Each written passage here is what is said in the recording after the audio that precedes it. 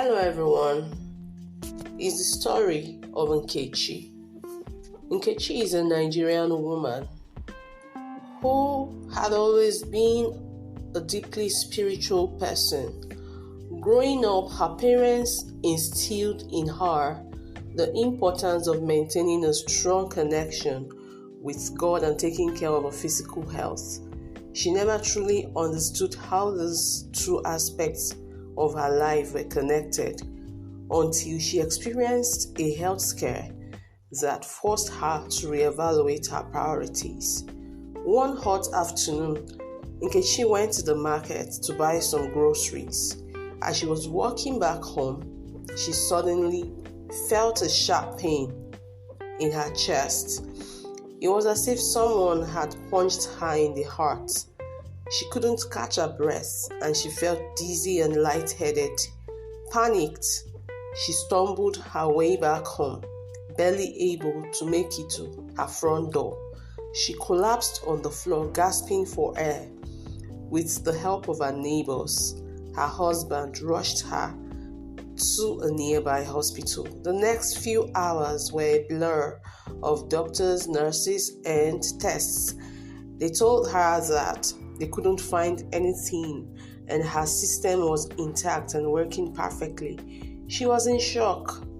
She had always thought of herself as a healthy person. She ate well, exercised as often as she could, and never smoked. Her doctors only suggested that her stress levels might be off the charts. They said that there was a possibility that she had put too much pressure on herself and that her body couldn't handle it anymore. However, no pharmaceutical pills were recommended for Nkechi. They insisted on admitting her in the hospital for a week so that she can be closely monitored and observed as she gets the rest that her body required. She tried to grapple with these things in her mind, to say the least. It was a situation of surprises upon surprises for her. During her stay in the hospital, she was made to undergo psychotherapy sessions, and topping the list of must-do activities that was outlined for her daily were meditation and mindfulness exercises.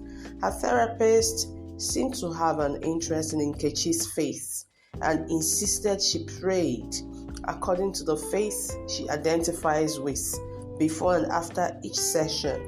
This was when Nkechi realized how important it was to take care of both her physical and spiritual health.